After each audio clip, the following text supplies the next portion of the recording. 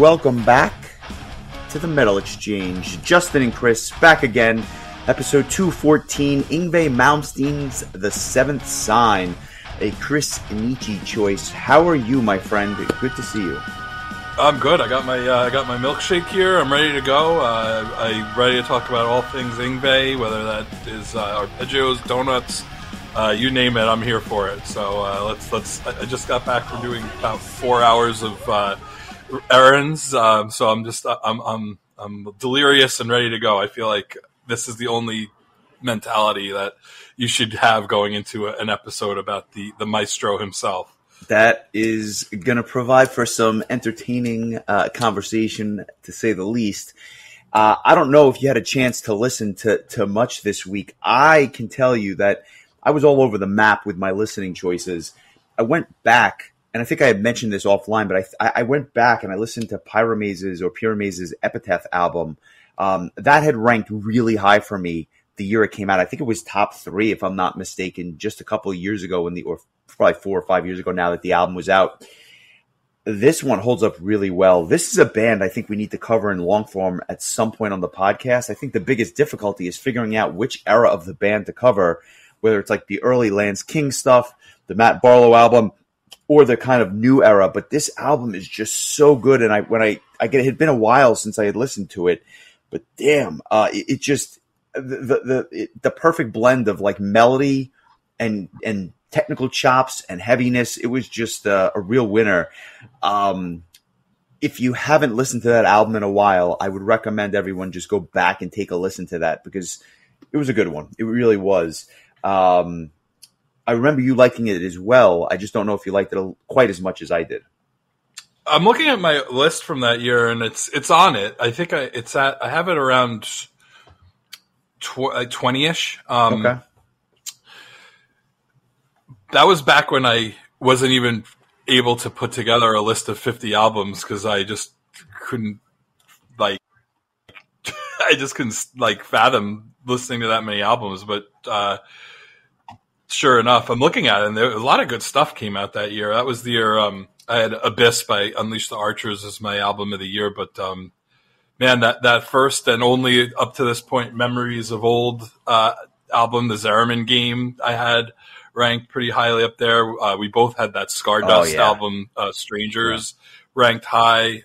Ad Infinitum had their debut album. Vanishing Point had their most recent album, Dead Elysium, which we actually covered in the archives. So yeah, that was a good year. A lot of fun stuff. It's fun going back and looking at that kind of stuff. But I'll be honest, I don't really remember the Pyramaze album that well. So maybe I need to go back and give it a listen myself. I think you're going to be pleasantly surprised, as I was by another album that was recommended to us in our group chat. And this was such a random choice, I think, in many ways, because Adam had suggested that we give Gardinian, which is a band I had never heard of, a listen. This is a Swedish melodic death metal band that was around for a spell. And I say that because unlike some of their contemporaries, your bands like Soilwork and Dark Tranquillity, these guys were like around for like probably a decade or so, and then they fell off the map. But they came out with an album in 1999 called Soul Burner. I'd never heard it. This thing was great. I thoroughly enjoyed this album, and I think I'm actually going to choose it at some point to cover. A little peek behind the curtain. Its 25th anniversary is coming up in August, so I very well may choose it in late July or August, because I just it was unlike any other melodic death metal I heard, where the cleans were like long patches of cleans and then just long patches of growls. And although there were songs where they kind of both did their thing, if you will, it was every song sounded very different from the prior song, and it just kind of resonated with me. And it was interesting why this band never just clicked, because I thought the release was really good, and I want you to listen to it, and I kind of want your thoughts. So that's something that we maybe coming up on the horizon. And speaking of horizons, New Horizon came out with their new album, Conquerors. I'm in the middle of listening to it. So far, so good. I'll say this: the vocal performance on this album is nothing short of spectacular. And I guess that is to be expected after their first release. With Eric Ronwald, this features the vocal stylings of the Dynasty and Amaranth vocalist, and it is just phenomenal. He lets loose. It sounds so much better than the Amaranth material. It is really something to behold. I think the songs are very good too, but the vocals really take it to another level.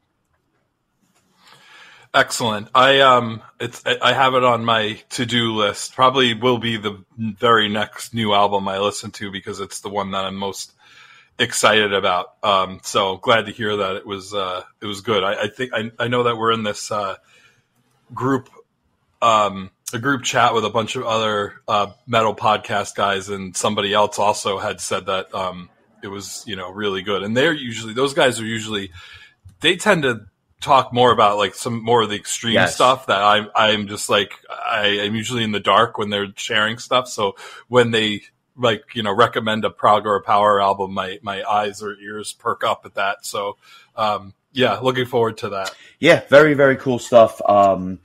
Like I said, I was all over the place this week. Not a ton of new singles, although I'm sure that the albums are coming fast and furiously. I still have yet to hear the Sunburst album. That's on my short list, along with some other stuff. But I was just all over the place, and I listened to a ton of Yngwie.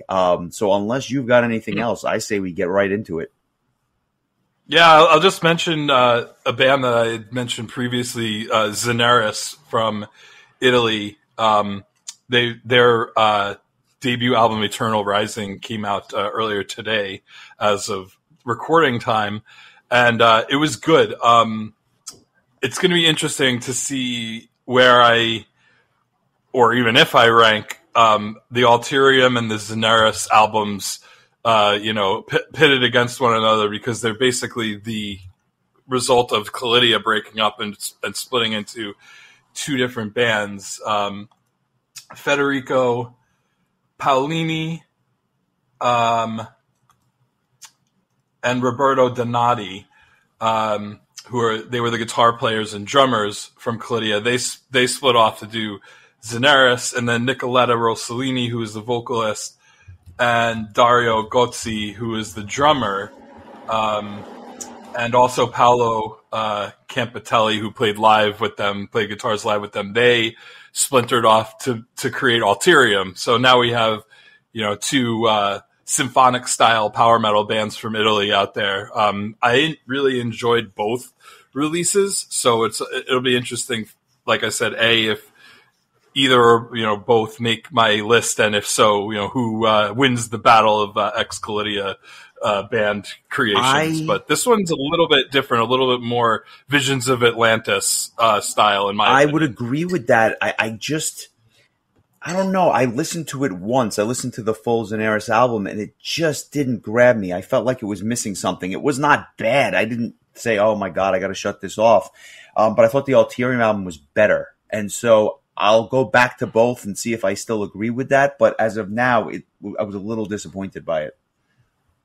Yeah, that's fair. I mean, I liked it. I didn't love it, but I only listened to it once, so I'm sure I'll go back to it. It was enjoyable, but it didn't blow me away the way the Elvalon album did. Just as a comparison I would point. Totally agree with that, and that Elvalon album was fantastic. And the Illumishade album, which we spoke about them being added to the Prog Power lineup. That album also was just a real awesome release. And both of them, I think, will probably be relatively high on my year-end list at some point, if when I go back to them, they hold up the way they did after those first bunches of listens. I agree with you 100%. It's going to be interesting. I'm so excited to see where all these albums kind of land once the dust settles at the end of the year, because it's like we mentioned before, there is still a lot of heavy hitters left to release albums. So still a lot to get through. I still have some albums that have come out in the last few weeks that I still have to check out. I'm really curious to hear your thoughts on the new Evergrey. I know you haven't listened to it yet. I know we recently covered them just a couple of weeks ago, but this album, I guess in many ways, seems to be very polarizing. A lot of people are raving about it. I mean, just absolutely raving about it. And then you've got some people that just don't like it. And I'm not in that camp. I don't understand why. I happen to think it's one of their best albums ever. I'll put it up there with some of the real classic material from the late 90s and early 2000s, but at the same time, it's obviously not resonating for everyone. So I'm really curious as a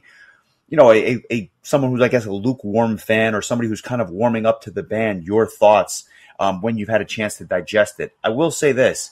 I don't think it's going to take 10 listens for you to appreciate. I think that after the first, definitely by the second listen, you will have an opinion and it will not change. It will either not get better, or you're just going to like it right away and you're going to wind up actually really liking this album. So I'm really curious.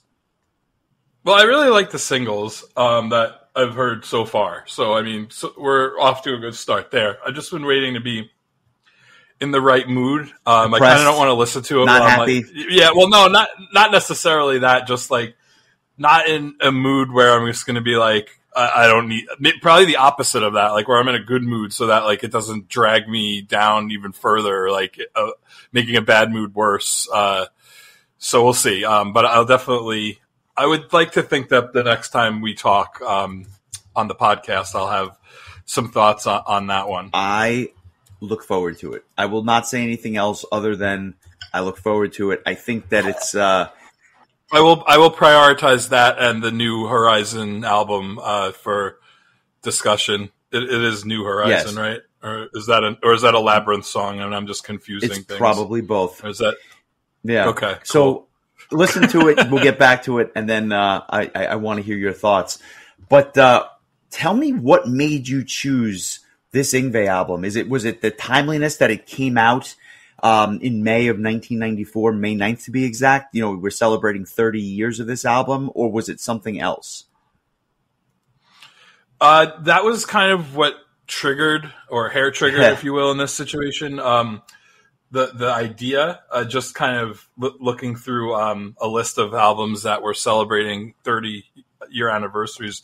The problem with this one was that like I had missed it totally, because actually, according to the Metal Archives, the Japanese edition of this album came out on February 18th in 1994. So like we're really not on time, but that's fine. I mean, at least we're in the same year. The reason that I picked it was because it was the first Yngwie album I ever heard. It was the first Yngwie album I ever owned. For a time, it was the only Yngwie album I owned. I think actually I owned this and Inspiration, which was like the Yngwie cover album. And that was like literally the extent of my Yngwie library, at least on CD for quite some time. But, I thought with the anniversary and just my, knowing the album well, dating back 30 years, I thought it would make for an interesting conversation. There's plenty of fun stories that go along with this album and us listening to it as teenagers. Two of the songs from this album were on the mixtape that Ralph made for me that kind of introduced me and then through him to the rest of our group into a lot of this European metal and stuff that we were just not aware of at all. But Brothers and Sorrow, which were the two instrumental tracks on the album, were both on that mixtape. So for a while, I didn't even know that Yngwie songs had vocals. And nowadays, I bet you a lot of people wish that they didn't. But yeah, that was kind of the thought process. I think I'll get into more like specific stories as we kind of march through. But what are your memories of your discovery and first time listening to this album? Do you remember getting it and where you got it? Because I know it was not easily found. Because I don't think there was a domestic release for quite a while. It didn't come out in the States until much later. It was reissued. I know there was a Steamhammer version that came out in 2003. I don't know if that was the first time that it was released in the US. I have no idea. But I just remember like it was one of those albums that we were aware of but could not find walking into I almost said Target for some reason. a Tower Records or a Target. Yeah, or a Target for that matter. I still don't know if you can find an Yngwie record at Target nowadays. That's a great question. I remember hearing those same songs from the mixtape, and I was floored because I never heard anyone play the guitar that way. So I immediately tried to grab this album. It was my first Yngwie album as well. But to your point, you couldn't find this thing. You could not find this album. And even when you look to see what other Yngwie material was at a Tower Records, you were seeing some of the old releases, with Jeff Scott Soto, or you might see Inspiration that had come out in the late 90s or what have you. But this album, if memory serves, I had to buy this on eBay used. And I think I actually still spent a pretty penny on it because it was just so rare. And I remember when I got it, I really liked it. And I haven't listened to this it has to be 20 years. I haven't listened to this album in decades. But I think I played it so much as a kid that as soon as I heard it, it all came back to me. Like just every song came, running back to me, for better or worse. And I think it really, in many ways, solidified some of my thoughts. And I guess I'll just kind of spoil things. I think this is Yngwie's best album, top to bottom. I don't know that. I'm not saying that there aren't better songs. I'm not saying that he might have even had better vocalists. I mean, short of the material that he sings on, he has had a run of vocalists that is just second to none, which also begs the question why he's now decided to sing, because dude, you've had all the greats. Now, why would you tarnish it? But I digress. So many great vocalists, so many great songs through the years. But in terms of the total package, song for song, pound for pound, might be their best or might be his best. And the irony is, one of the least known albums, I guess, because this was so hard to get that when people talk about Yngwie, they'll go back to Trilogy or they'll go back to, Rising Force. They never talk about this album. It's like the forgotten Yngwie album, and I'd argue, like I said, might be their best. Yeah, I remember part of the reason I bought the Inspiration album was because you could actually buy it in a domestic copy of it in a U.S. store.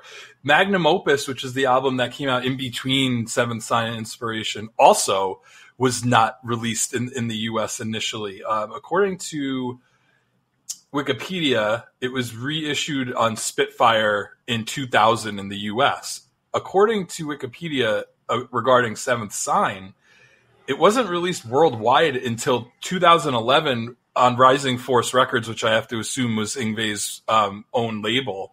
It was remastered in 2003 and released in Germany, but at least according to Wikipedia, this album was not released in the United States until 2011, and I have to assume it might have only been because it was digital. You can buy it on iTunes or whatever. I don't know if there's a physical domestic version of the Seventh Sign. Maybe I need to go to Discogs and check that.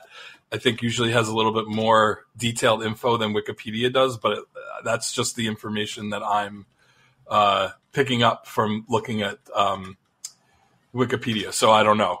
It's interesting. One of the stories is that our mutual friend Mike had gone to Mr. Cheapo's by himself, and there happened to be a copy of the Seventh Sign sitting there. And I don't know why he didn't buy it. He said he was going to go back and buy it, but then he made the mistake of telling Brian this, and Brian jumped in the car and went over there and bought it, and Mike was not happy with him about that. That was kind of a dick move. I think water under the bridge, 30 some years later or whatever, but at the time it's kind of. I remember that, and I remember the look on Mike's face of just partial embarrassment, partial anger, and partial bewilderment. And he just got red in the face when he found out that he had basically been button hooked. It was really, really funny. But to this day, Brian will send us random Yngwie clips, here and there, just because he's the guitar player in the group and he loves playing classical guitar and that sort of a thing.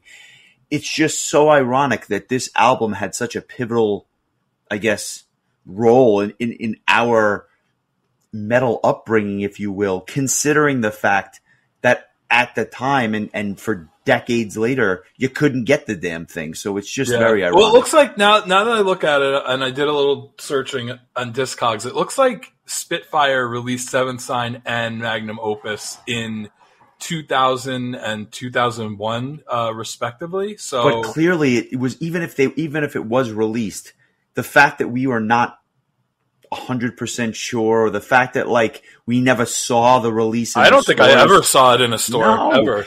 And that's my point. In other words, this had very little distribution. At the end of the day, this album did not have widespread distribution, at least in this country. I mean, it did very well in Europe. I should kind of put this out there. It hit number 11 on the Swedish charts. It hit number 47 on the Swiss charts. Did fairly well in Japan, obviously. But by this point, you said I think Swiss chard. But by 1994, I think this style of, neoclassical shredding had kind of gone by the wayside in this country because, when was the last time there was a guitar solo on a Nirvana disc, I can't really, I don't know. It's so weird to me. Like we talked about also, when we talked about Halloween, how Pink Bubbles Go Ape and Chameleon, which is kind of the opposite thing, where like two of the Black Sheep albums just happened to not be released in the US initially. Whereas like this one is almost like,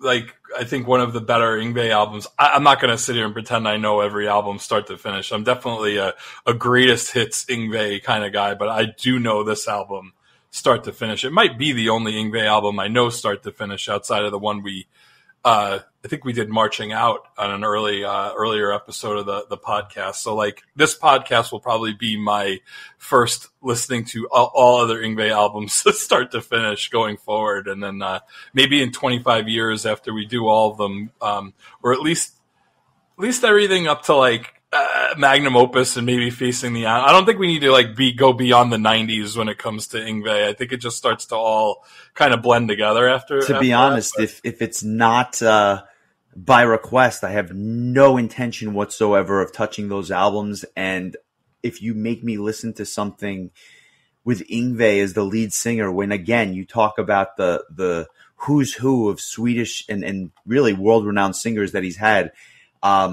I will be forever upset because there's just no. So don't give Keith any ideas, please. Yeah, exactly. I mean, at that point we'll be doing Saint Anger Part 2, but I digress. The lineup on this was, in many ways, kind of a who's who of the scene. It was Mike Viscera on vocals, widely regarded as a very, very good vocalist. Mats Allison on keyboards, may he rest in peace, and Mike Tirana on drums, who is been on a million power metal releases and another, and whatnot. He's worked with a ton of greats, but it's a really solid lineup. It's not Jens Johansson in the 80s lineup, but it's a lineup that I think that people would say, you're familiar with the work for many of these artists. Yeah, well, I mean, Mats Olsson was on an album we talked about already, Arcs, Burn the Sun. He was the keyboard player on that album. He's been part of Iron Mask. He played live keyboards in Camelot. He was he did keyboards for Dream Evil, who we've talked about recently. He did keyboards for Eclipse at one point. Not necessarily in the band, but made an appearance on the album. He was the keyboard player on Joe Stump's Speed Metal Messiah album. He played keyboards on some of Mike Vesser's solo stuff. He was in Section A, The Reign of Terror, which was another Mike Vesser band, and a band that you might remember called Vindictive, minus the E at the end, a Swedish prog metal band. So yep. he definitely made his way around. Mike Vesera, we talked about when we talked about Roland Grappo's second solo album, Kaleidoscope. He was the singer on that, and I remember being so excited when Roland announced that because I liked Mike Vesera's vocals from Seven Signs so much, and I never heard him in anything else. So I was excited that he was going to be in something that I knew I was going to listen to. He was also the lead singer of the band Loudness, who I know very, very little about, but they're a Japanese based band. So it's kind of interesting. It looks like he's one of the only non-Japanese members in this band's history, which is a kind of a cool thing. But I was always really impressed by his vocals on this album, and so I was always very fascinated by him. And most recently, he was on Magic Kingdom's Metal Almighty album, and it was kind of cool after all these years to hear him do something current. So that was cool. Mike Tirana, I believe, is currently Tarja's touring drummer. I'm fairly certain. He's definitely done. He's done a lot of work with her. I don't know if he's still with her, but he's been on the Ferrymen releases, some of those Frontiers releases. He's done work with Savage Circus, Vision Divine, was the drummer for Rage for quite a while as well. To say nothing of the fact of his work with Master Plan, Kiko Loureiro, Roland Grappo's Kaleidoscope album, which you had mentioned earlier, and Axel Rudy Pell for well over a decade in the early 2000s, and Art Tension, the prog band. So he's, again, just a insane resume for a guy who he was like a drummer for hire. It felt like for like 20 years, and the guitar player and the bass player from this album also did a few things. Yngwie Malmsteen. Yeah, you may have heard of him. Yeah, it's so, to say nothing of the fact of that this lineup was, rocking and rolling on all cylinders. What I found interesting was that the entire thing was recorded in Fort Lauderdale, Florida. Now, I knew Yngwie was from Florida. I just didn't realize that he ever recorded there. But it was recorded, I think, in late 93, early 94. It comes out, as I mentioned, May of 1994. And I guess it's polarizing in some ways. Some people said it was one of the most 50 iconic albums that defined 1994. That's per Guitar World magazine. I guess that's not too surprising. But then you have other people that really lambasted some of these songs. But we'll get to that when we get there ourselves.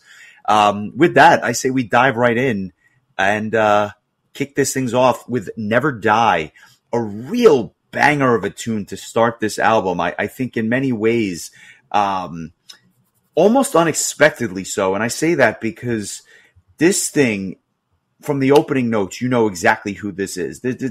He pulls no punches. You know this is an Yngwie tune, but this is a real heavy song with a lot of like power metal feel to it. I have to think it's due at least in part to Tirana's drumming, because he would go on to be in so many power metal bands through the years.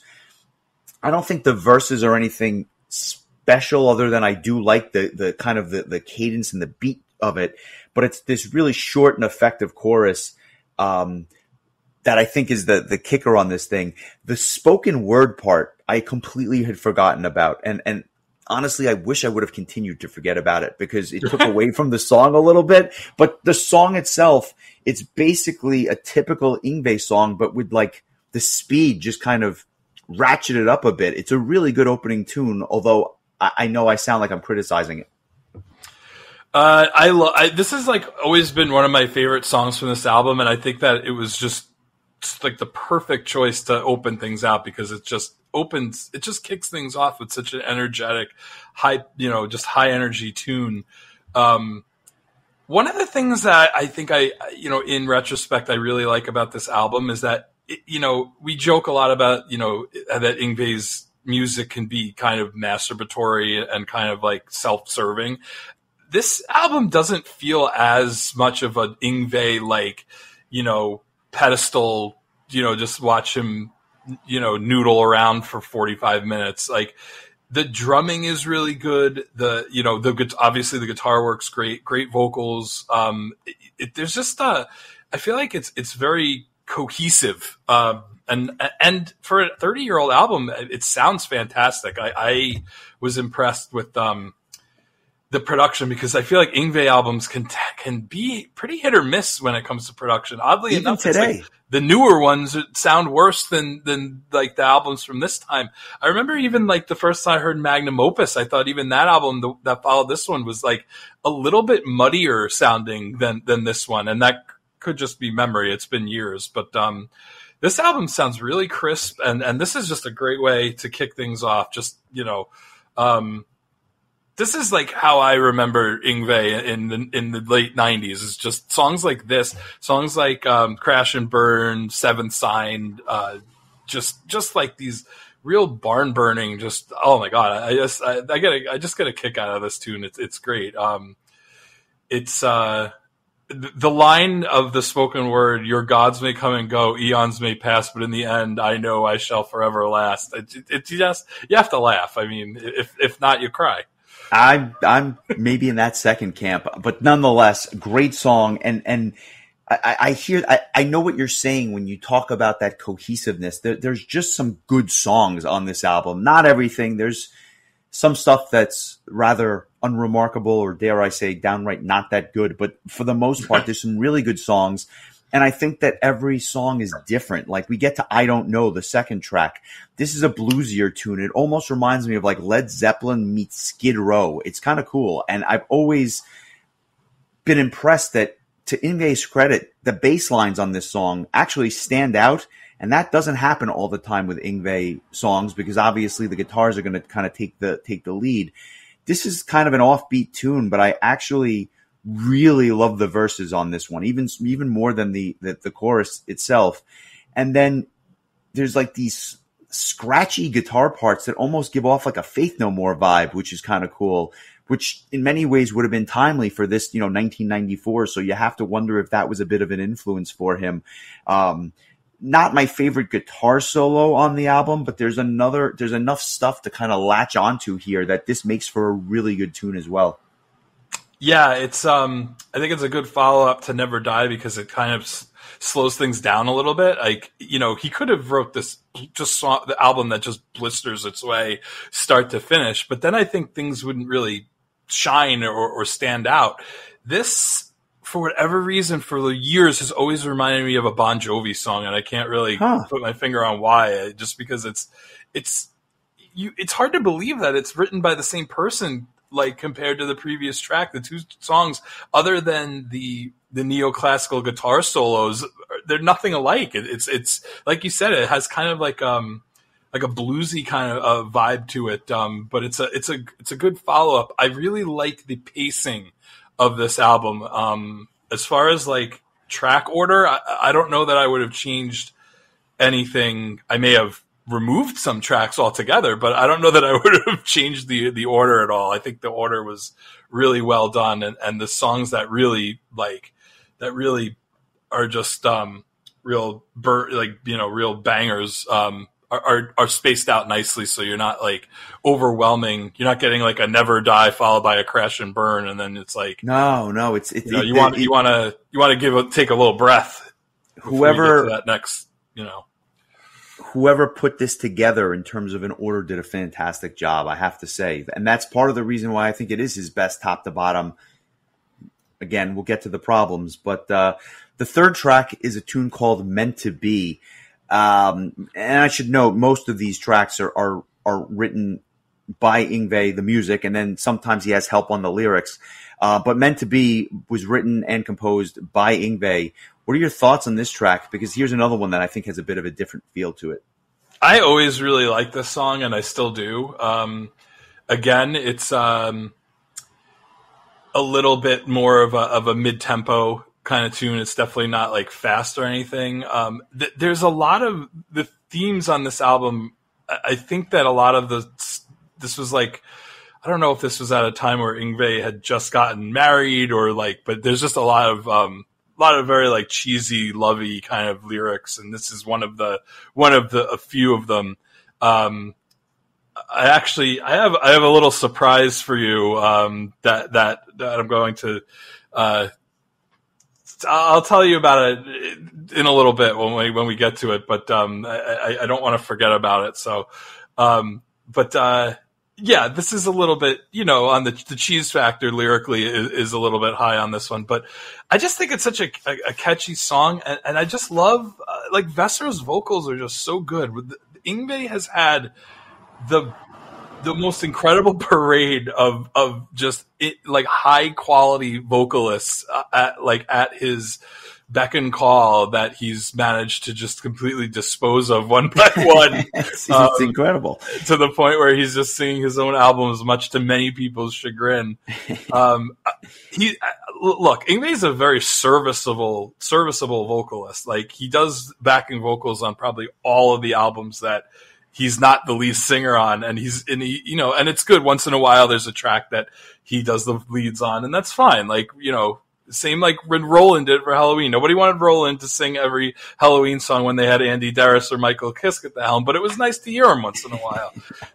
I feel kind of the same way about Yngwie. But that being said, like, Mike Vessera, I think, was just another great find. I don't know that he was too well known at the time that Yngwie brought him on, but that was my first experience hearing somebody sing for Yngwie. Although it was funny, like I mentioned, that mixtape did not have any Yngwie songs with lyrics on them. It wouldn't be until I borrowed Ralph's copy of Seventh Sign and I listened to it and heard Never Die and Crash and Burn and Seventh Sign, like probably three of my favorite songs that have lyrics on this album. And I was like, oh, damn, that guy's a good singer, whoever he is. But yeah, not to go too deep into the weeds, I just always really liked this song, and I still do. It's not really a ballad, like, musically, because it just doesn't have that kind of construction, although the lyrics feel kind of ballady. But the next track will cover that area. What about your thoughts on Meant to Be? This chorus has been stuck in my head all week. I mean, it is the ultimate earworm, and it's funny because it's such a simple chorus. It's not the most complex piece of music. And what I would note is that this album, and I think this is a perfect example, a little less neoclassical and a little just more straightforward kind of hard rock type of thing going on. And this is, like I said, a great example. There's even parts where the guitar just plays that simple vocal chord melody before Vessera actually sings on it. It's not my favorite chorus by any means, but I found myself singing it in the bathroom, on my way to the office. I mean, like, I couldn't stop singing it. But I do take umbrage with one thing. They talk about walking through fire and being stronger than steel. And as a big fan of Cremarian steel, I just can't understand how anything could be stronger than that. So Yngwie, I take a little bit of an issue there. I don't know, but at the same time, solitude. Sounds like our friend Rich needs to make a few calls. Plagiarism 101. But yeah, Forever One, the first true ballad on this thing. And I'm a fan of this tune. I love the acoustic guitar at the start. And I think that the chorus is just like this epic culmination, which provides a really big feel and a big contrast to the acoustic guitar sections. And Vessera's hits some of these notes. I don't know how he's able to hit them, but it's so nice to hear him, as a young man in many ways, because he was not doing this on the Magic Kingdom album that you mentioned earlier. He's a great vocalist, but he was hitting notes on Seventh Sign that are just remarkable. The guitar solo is typical Yngwie, but the bass lines underneath it were really cool. So again, Yngwie's bass playing on here really jumped out at me, and I don't know that I've ever said that in my life. That being said, number one, by far the best of the two ballads on this thing. Number two, I have to assume you love this song. Oh yeah, I always have, and I still do. It's just I loved it back then when I was a sucker for ballads, but I still really like it. I just think it's really well done. It's got, that Spanish guitar kind of like flair at the beginning, and it builds up great. Like, Yngwie was good at writing a ballad. Like, I have to say, not everyone's very great at it, but he did a good job of it. Again, it's more like kind of lovey-dovey stuff. But the thing I had a little surprise for you. I reached out to a few friends of ours, and I asked them if they had some, memories of this album, because I knew all of them owned it and listened to it, and those friends being Pat, Ralph, Brian, and Mike. And the best story I got, I'm sure you could guess, came from Pat, and he said, Forever One was my favorite song, and I have a funny story surrounding that. I met Yngwie at at some shithole he was playing probably 25 years ago, and I had brought this mini CD of Forever One to get signed. He sees it, grabs it, crosses out the title, and signs it. I was like, WTF. Then I just said, oh, well, at least it's signed. I think the song was about his ex-wife or something. That is hysterical. And I can totally see it, too. That is really funny. Well played. Then Mike said, I remember planning to buy it at Mr. Cheapo's after someone told me they saw it there earlier in the day, but then Brian got there first and bought it before I could.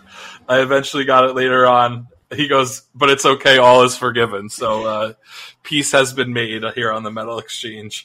Nice. Basically just everybody kind of in general just said that they really enjoyed this album. Pat said, not a bad song on the album as far as I can remember. So, but man, I'm glad I reached out because it was worth it for that story that Pat told. That's really funny. That's really, really funny. I'm glad you pulled that one out. We get to Hair Trigger, which is, I'm not going to say a song that never resonated with me. It's this short little banger of a tune, very up-tempo. Love the drum grooves. I think this is like vintage Tirana drumming, a good vocal performance, but just something about this song, and it might be the weak chorus, is a little bit of a miss for me. There are elements here that work, but when you put it all together, it's not great. It's not a bad song. There's worse, much worse on this album, but this is just not my favorite song. I don't care for the song. It's definitely in my bottom 3 tunes probably on this album, I would say. I agree. I just think granted, it's other than Sorrow, it's the shortest song on the album, so at least it doesn't stay very long, but it's kind of generic, and I don't think it has any like any good good hooks or good vocal hooks or anything. Like it's just kind of like just a generic rocker, I guess. Yeah. Not a bad song. Just I think there's a better stuff, especially because there's so many melodic songs on this album, and this is just not one of them. Yeah, I think that's right. And like I said, it's by no means a perfect album, but there is a lot of good stuff. And Brothers, the next tune, which you mentioned earlier, one of the 2 instrumental tunes on here. I remember hearing this for the first time and just being blown away. It's well placed. It breaks up the album a bit. I loved the song as a kid. I don't know that I love it as much now just because I played it so much 25 years ago. It's a really, really good song. I don't know that I would say it's a great song, but it's really, really good. And I think the nostalgia factor is definitely high with this one, but it's just a really beautiful tune. I think I like it more now than I did. Kidding. Only because I think, like you said, I played the crap out of it to the point where I think I'd killed it. But I guess I beat the dead horse back to life because now it's just this really it's just a real pleasure to hear it again. But I'll tell you one thing, and we really should post this week. The version of this song that he does with the on that orchestra album, that was another album that was also not released initially in the U.S. It was called the Concerto Suite. The version of Brothers that they do with that symphony is really, really beautifully done. It's really cool to hear. So I have the Concerto Suite. I don't know that I ever heard this version of it. It's not on that album, you know what? But there's a video of him playing that must be it. With the concerto. It's not on the album. Okay. So I stand corrected on that. But there is a video of him playing this song with the concerto. So maybe it was just filmed for a video. I think there is a video version of the Concerto Suite, so maybe it was just I don't know. I'll have to look into that, but it's really cool. But yeah, this is just a really, really good kind of a more of an emotion, like a mid-tempo emotional guitar solo track rather than kind of like arpeggios and just trying to blow you away with the technical skill. It's really just more of wow, just listen to you could hear the emotion in the guitar playing, which is not very many guitarists can do. That's an amazing skill that Yngwie just has. And I just think this is a lovely tune. Going back to like that first mixtape, it was literally the third song on the whole tape. So like it went from Manowar to Stradivarius to this Yngwie tune. And I thought, speaking of pacing, I love that Ralph put this song here. I thought it was like, because you kick off with these two bangers in Metal Warriors by Manowar and Black Diamond by Stradivarius, and it's like, all right, hold on there, big fella. And then he follows it up with this, and then Alaska by Shadow Gallery before we continue on with Mind Odyssey and Fate's Warning. And don't worry, there'll be a whole episode where we talk all about this tape in full with the man who created it. But that's what I think of when I hear this song. It just takes me back to listening to that tape, and like, it was one of the very first metal songs I ever heard, and I was really impressed. And I absolutely struggled with how to pronounce his name when I saw, between Ralph's stellar handwriting and the actual spelling of Yngwie's name, I was like, who's Yngwie Malmsteen? Like, I don't know. I'm sure I butchered it pretty badly, but I'm going to send you the link. It's Yngwie live with the Japanese Philharmonic Orchestra, and I'm going to task you to post it sometime this week, because I think maybe it'll make for a good Sunday post. But I just think it's it's so cool. Like, I love it. I had put it on a Power Hour years ago, and I always would be so happy when it would pop on. I can't hear the song and not, when it ends, not hear the beginning of Alaska by Shadow Gallery. Like, it's like a Pavlovian response. Yeah, it still connects like that in my head from that tape. That's hysterical. Side B of this album kicks off with the title track, The Seventh Sign. This song I used to like as a kid, but as I've gotten older, I've absolutely fallen in love with it. And it got to the point where I think I actually liked it so much that I went out and I bought like a Brazilian live album just to get my hands on a live version of Seventh Sign. This is an absolute monster of a song. You've got, on the one hand, this acoustic guitar intro that reminds me of something that you would have heard on Angel's Cry by Angra. And then the whole band kicks in. Awesome drum fills. The guitar, it's almost like this pageantry to it, this like majestic kind of feel to it. And even just the cadence of the whole song, this upbeat like cadence to it, I love it. And Yngwie's backing vocals, to his credit, give me a Royal Hunt vibe, which is awesome. And I absolutely have to say, and you said it earlier, him as a backing vocalist to kind of lend him his support to some of these other artists, really well done. And so I have to say, when you add it all up and you just add one of, if not my favorite chorus on the album, it just makes for an absolute pleasure of a listen. I want to hear all of your thoughts, but this is clearly my song of the week, and I want everyone else to get a taste of it as well. So here's Yngwie's The Seventh Sign.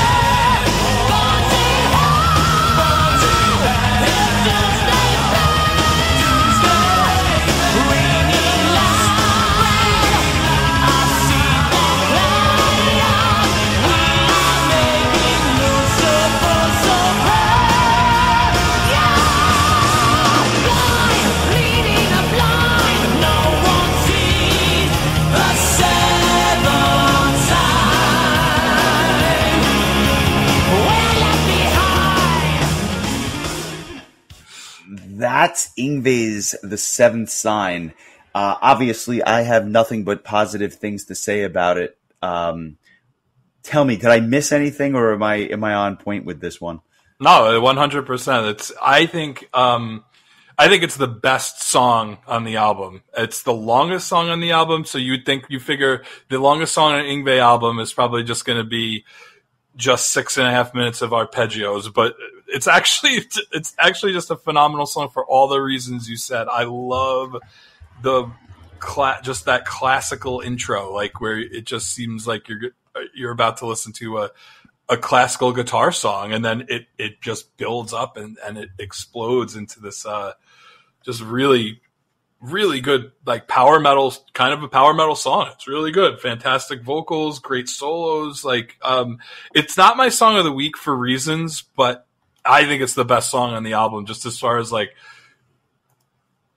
from an objective point of view, as far as you can be objective about music. Like, I just feel like most people would probably agree this is the best song on the album. And this is what, I think makes Yngwie like memorable for me in all the right ways. Like this is the kind of stuff that I remember so fondly of like first getting into to metal. And I guess I wish that there was like more stuff like this from him.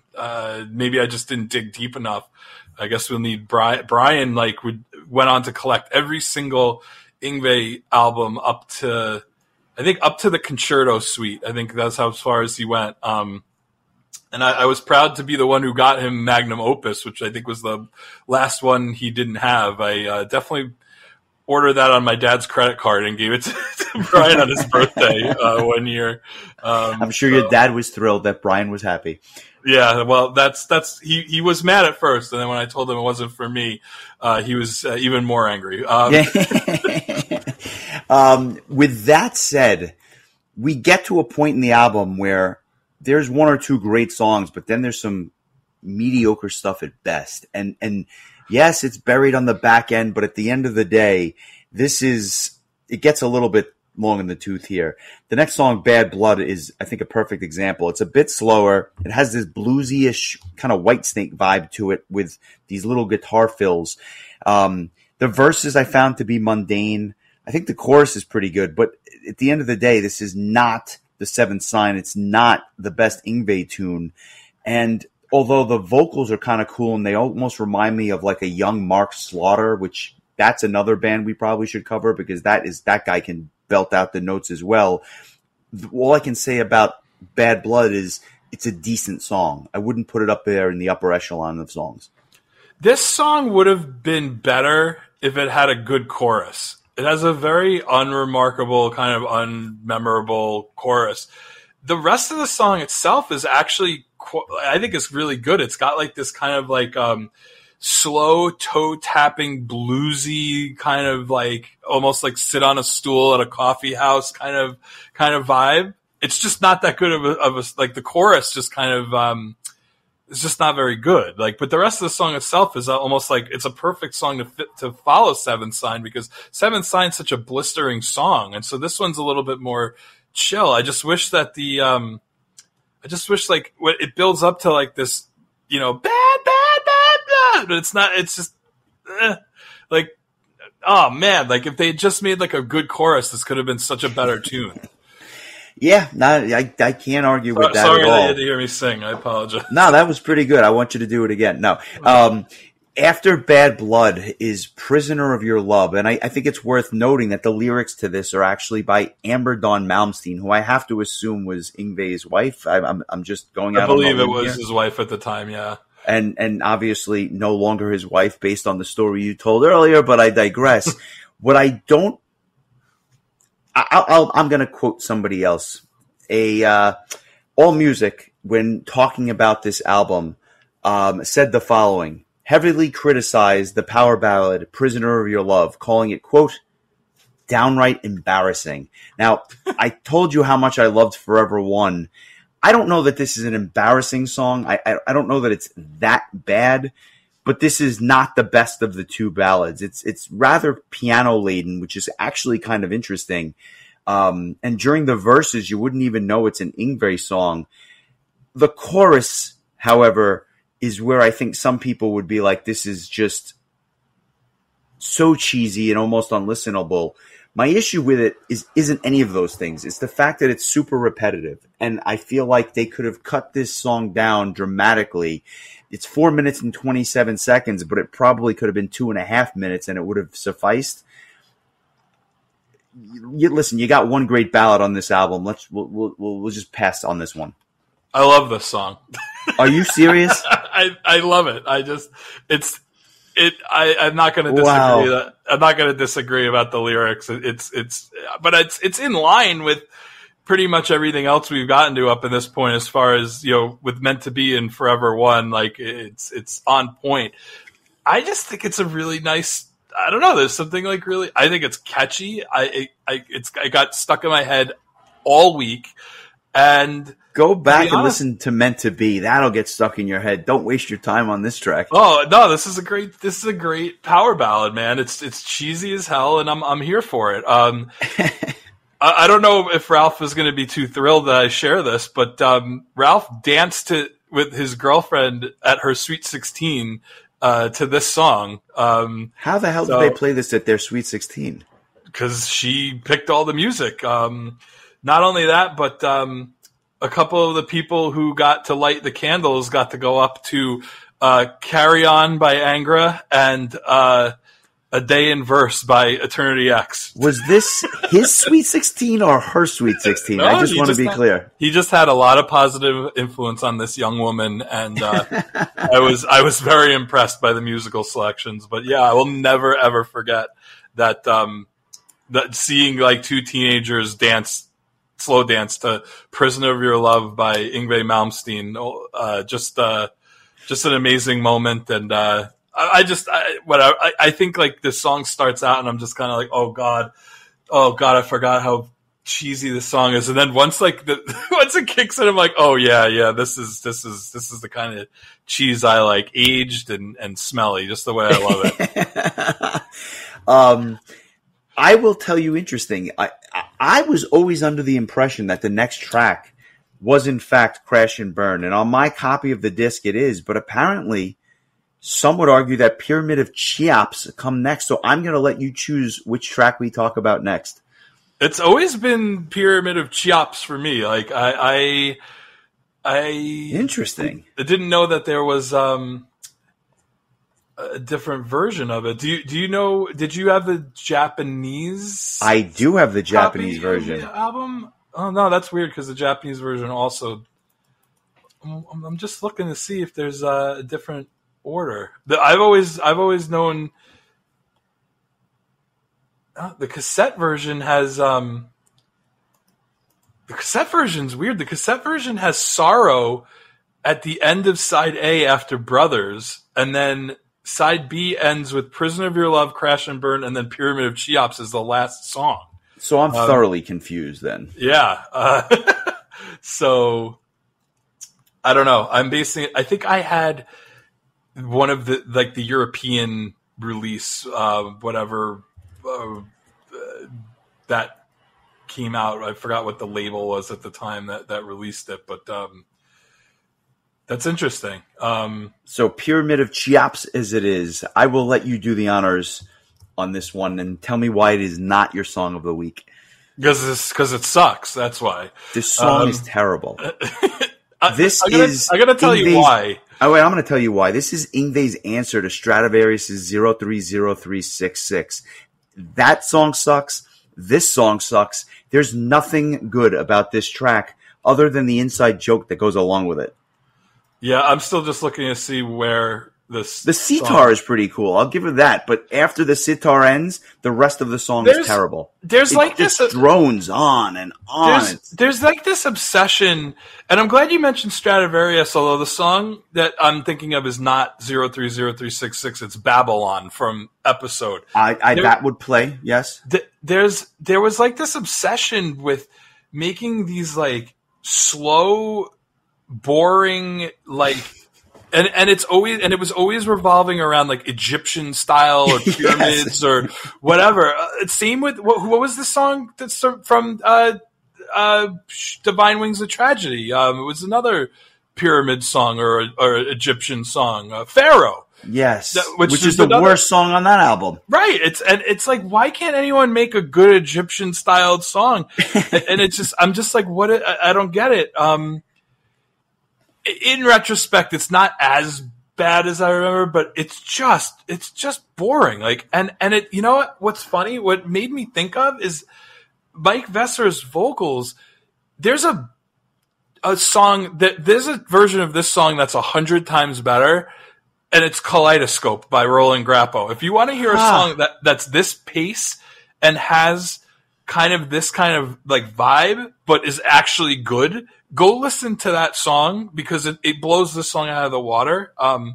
I just never understood this song. And just to let people in on the joke, years ago, Justin called this, I think it was via like text or IM or something, but called it the Pyramid of Pork Cheops. And I'm still laughing at that joke to this day. Yeah, I don't know what inspired me to do that, but that's what I had for dinner tonight in preparation for this episode. So kidding aside, if I never hear this song again, it would probably be. I mean, I think we're like overplaying it. It's not. I don't think it's a bad song. It's just the album would be better served without. Yeah, it's just boring, and it doesn't need to be 5+ minutes long. It's just, again, it's like this. I don't know who told these musicians that Egyptian style music has to be so plotting and uninteresting. But there's some good, like, there's some good guitar solos, and like Vesser's vocals are really good, but it's just a very like get on with it sort of thing. And maybe that's why I like the next track so much, because it's almost like somebody threw you a life raft, but the life raft had cheesesteaks on it. Well, let's hear it. Talk to me about Crash and Burn. This is just the song that, like, to me, when I think of Yngwie Malmsteen, this is it. It's just like, it's arguably the fastest song on the album. I think Never Die might be the only thing that might come close, but it's just absolute, just beautiful chaos the way only Yngwie can do it. Like the drumming is just so good, the way that it keeps the pace of the song right from the get-go. The vocals are incredible. It's fast.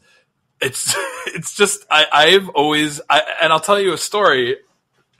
I mentioned earlier that and I think I had mentioned this in previous episodes too, at some point Ralph had left his book of CDs at my house. And that's like, that's like somebody leaving their Bible at your home. And so, like, I'm just, thinking to myself, like, I don't know how long I have with this thing. Like, he could be back later. It might be tomorrow. So as you're reading Leviticus, now you're flipping through his CDs. Is that basically what's, yeah. Well, based on my Catholic school education, that's very possible. But I was like, oh my God, what do I listen to? What do I listen to? And there was this shit I never even heard of. I was like, who the hell is Axel Rudy Pell? I mean, like, and for whatever reason, I popped this disc on. And one of the other reasons too is that I had, for some reason, lost my original mixtape that he made me, and I was trying to re-record it. And since I had all of his CDs, it was pretty easy to do.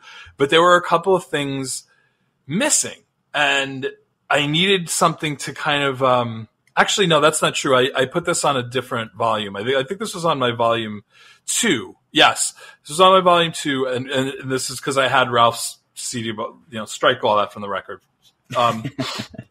I was like, I should take advantage of this and put some songs that I don't, have the discs for onto this next mixtape, so I have them. And so I saw the Seventh Sign, and I knew I liked Brothers, so I popped it on. And I don't know if I listened to the whole album or I just skipped to Crash and Burn, but holy shit, this song, along with the first track from Conception's Parallel Minds, I put those two tracks back to back on the tape. Water Confines. I put those two tracks back to back on the tape, and oh my God, two songs that just blow your freaking socks off, man. So that was kind of my memory of it. Like, and I was just obsessed with it. I was like, this song is so good. Like, just everything good about Yngwie is all rolled in together with this song. The lyrics probably the least cheesy of all the lyrics on the song on the album. I mean, I know it's probably of no shock to anyone. Brian and Mike also both said it was their favorite song on the album as well. Although Mike also did mention Seventh Sign as well.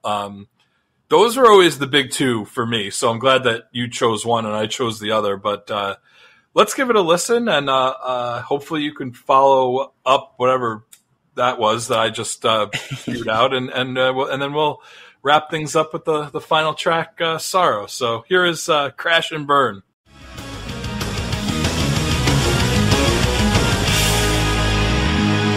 The smoke has cleared and I'm still standing here. My world's gone down in flames, still I have no fear. You lied, you took his hell, you tried to make me fail. You took your best shot, left me to run through all this. I never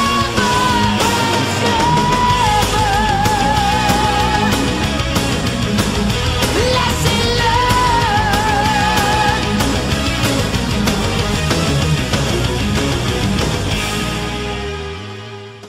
Crash and Burn is like a neoclassical tune, but what I forgot is just about how heavy it is. This is a heavy tune. The guitar hooks are phenomenal. The drumming is upbeat, and just the melodic nature of the verses and chorus. I've always been a fan of this one. It's thoroughly enjoyable.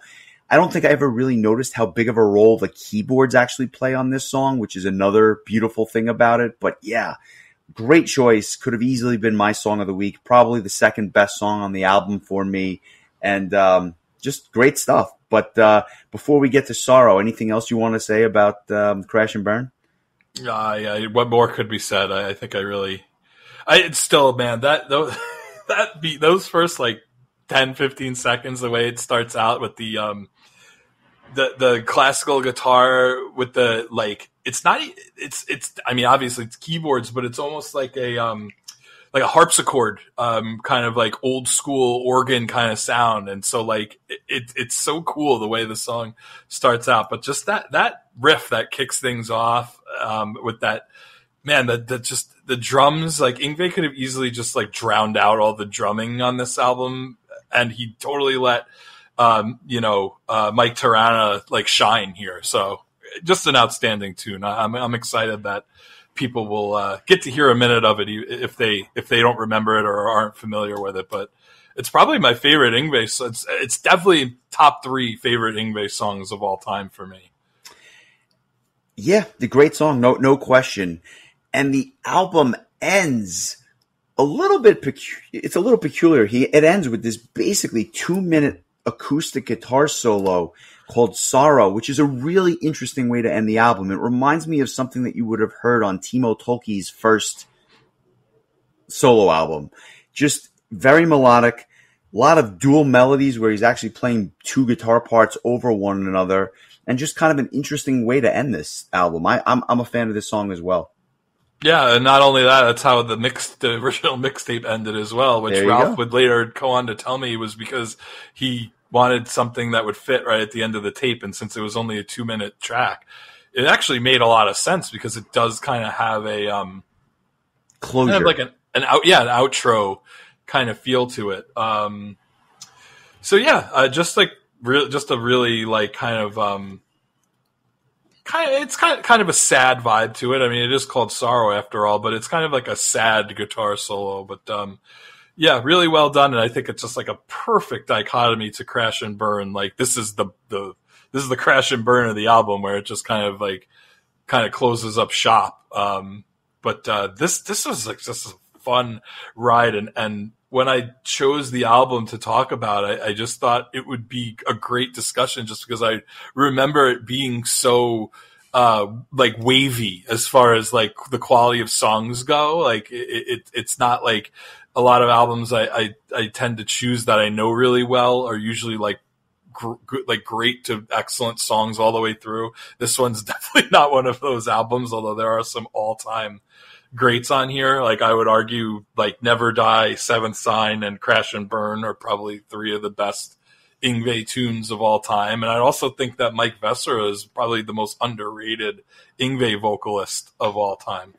I would agree. Yeah, I think that's well said. But any thoughts? Did you happen to listen to the? There's a bonus track, Angel and Heat. Yeah, I have. So I have heard this song. I think the production is terrible on this track. Okay, so it's not just me, because I thought that like I had downloaded this on some on Napster in like 2002 or something, and it was like just a crappy version of it, because I didn't have this bonus track on my copy of the disc, but I was very curious about it, and it's Yngwie doing the lead vocals. It sounded so bad that I didn't listen to the whole song. It's hard to listen to. It actually is. I don't have much to say because it was very difficult to discern what was going on. It sounded like it was on a 4-track.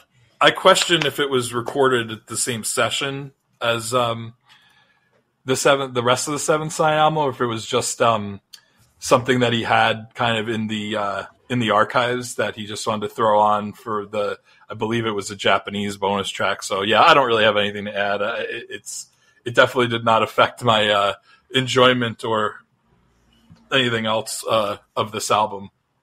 So that being said, before we get to the scale of 1 to 10, any final thoughts? I have to share this quote with you because it's killing me. If you've never seen the original cover art from this album, because I think there's actually been 2 other covers over the years when the album was actually make that 3 other ones when the album was reissued. They're all not great, but the original one is literally just Yngwie's face with some of his hair and a triangle in the middle of it. And so I found this review by a reviewer named Gas Mask _Colostomy. So that's just a preview of what we're about to get. But the quote about this album cover has to be shared. And it goes, "I'm a little uncomfortable with the fact that the cover to this album appears to be the face of all the Duran Duran members averaged into one, who then stares at you until you give in and have sex with him." Possibly the greatest quote I've ever seen in an album review ever. So thank you, Gas Mask _Colostomy. If you're out there, just beautiful. Shakespeare could not have said it better. A Pulitzer is definitely in somebody's future. And in future. all honesty, go to metal-archives.com and read his entire review. It's brilliant. And also the other 2 reviews also are just really fun reads. They're all positive reviews, but just kind of like some of them are like incredulous, like they couldn't believe that they were enjoying this album as much as they did. But that quote, oh my god, that's my favorite quote I think I've ever quoted on this podcast. I got a nice chuckle out of it. And now that I'm looking at the cover art, which by the way, I have this version. So do I. Yeah, it is jarring, but nonetheless, scale of 1 to 10. The only album cover that scares me even more is the Andy Darris "Coming from the Rain" album, where it looks like he's not just coming for you, he's coming for your family too. Like, that's the kind of look that he's giving. Funny story, and I think we'll cover that album. I've had it in my back pocket for a while, and it for whatever reason it just hasn't come to fruition. But I bought that was another album that was not released initially in the US. And I bought an import version of it, and it came with a little poster, I forget, like, one of those like yay big posters or whatever that fold out. And it was just a copy of the cover of the album. And I hung it up in my dorm room, and my roommate, my initial roommate was a stoner. And he would get stoned, and he would be like, "Nicchi, Andy Darris is staring at me!" And oh my god, I would die. He just Knops will remember that. That poster freaked him out. So if I had the poster of the Yngwie Duran Duran cover, oh man, I don't know. He might have moved out faster than he did in the first that's place. Great. But yeah, that's. I thought I would share that. just That in case I is forget. that is rich. Scale of 1 to 10. What are you giving this? I'm going to give it an 8.375. That's high. Wow. Okay. It's on the merits of the songs that I really like, which is pretty much the majority of the album. For me, Hair Trigger, Bad Blood, and Pyramid of Cheops are really the what's kind of pulling down the score. I think the rest of the album is very good to great. And it's a nostalgia score too. I mean, it's an album I've been listening to for 30 years. There's these songs like I thought I would have killed Crash and Burn and Seventh Sign by now, and even Brothers for that matter. So yeah, I think if had those three songs been better, I think this definitely could have been closer to like a 9, honestly. But I feel pretty good about where I have it. I think I gave Marching Out an 8, so I'm giving this one a slightly higher score. I don't know that there's an Yngwie album that will score higher for me, but who knows? Maybe we'll get to it at some point. Yeah, I think that's fair. I'm going to give it a 7.75. I think that the album as a whole is dragged down a bit by the 3 less than stellar songs, but 9 of these tracks are really, really good. And so I want to give credit where credit is due because, again, from a balance standpoint, I don't know that you're going to get much better from an Yngwie album. So I'm glad you chose it. I'm glad you covered it. Some of these stories made me really laugh. And geez, what memories with this one? It's and again, for an album that you can't even get here at the time, it's amazing that we were all able to find copies of this thing. That said, let me just mention a couple quick news items before we talk about next week's episode. Judas Priest and Sabaton have announced another leg of their North American tour this September and October, starting at the Bell Center in Montreal on September 13th, doing a run of shows in the Midwest and out West, and then finishing up in Irving, Texas on October 26th. I'm sad that this tour is not coming anywhere in the Northeast once again. I really am regretting not going to see this in New Jersey when they were here, I think in April, but I'm glad that they're going back out. And another tour, which is kind of interesting, Apocalyptica is going out with Nita Strauss in February and March of next year. And their Apocalyptica is doing all Metallica stuff again. So I thought that was kind of cool. They're starting off February 6th in Washington, D.C., playing a whole run of shows up until March 8th in Houston, Texas. So kudos to them. I really look forward to one day seeing that band live. I feel like they would be really, really interesting. I couldn't agree more. I do have one piece of news I will put out there. I mentioned when we were talking about the albums from 2020 or 2019, and I'd mentioned that Memories of Old album, which had our good friend Tommy Johansson on vocals on.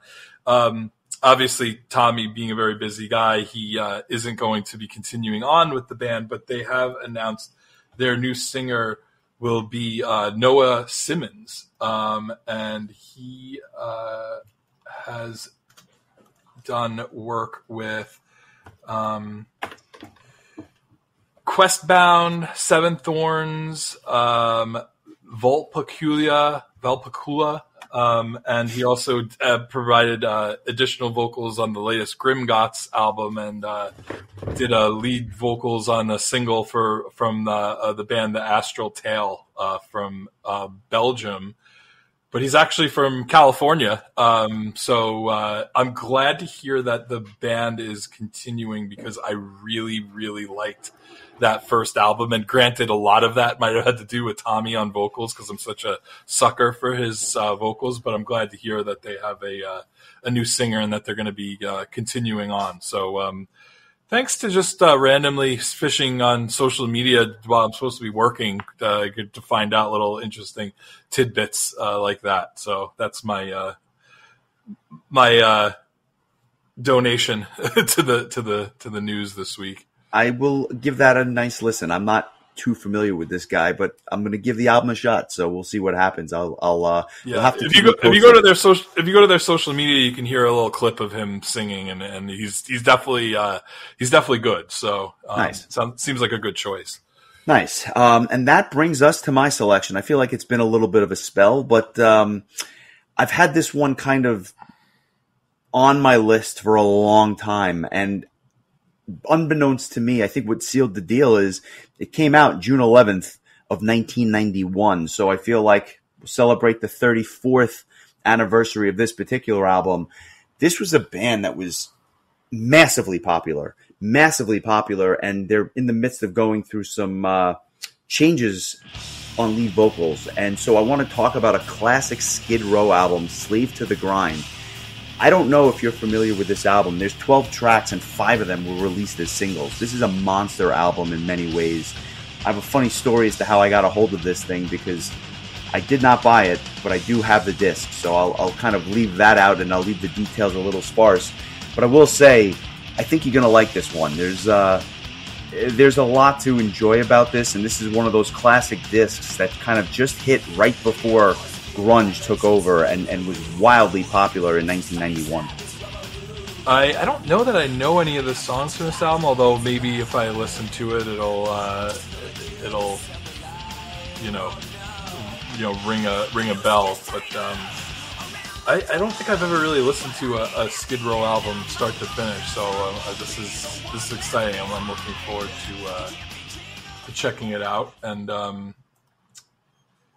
also this would be 33 years ago. I think you said 34. I did. You're absolutely right. 33 years, 1991. So nonetheless, celebrating an anniversary, I thought it would be a good one. So I look forward to that.